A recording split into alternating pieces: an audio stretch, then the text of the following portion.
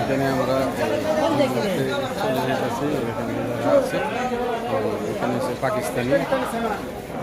পাকিস্তানি আর বাংলাদেশি ওইখানে আসছি। হ্যাঁ কি কোন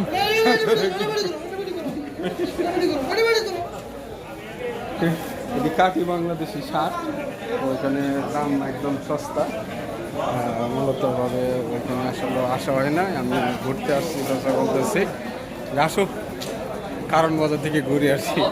ওই হইলো দুবাইয়ের কারণ বাজার। মোটামুটিভাবে বলতে দেখা যায় আসলে অনেক জুতা সব আই আছে, লাকিস। এখানে সবচেয়ে বেশি হয় হচ্ছে খাঁচা বাজারটা আর হচ্ছে পুরান মার্কেট।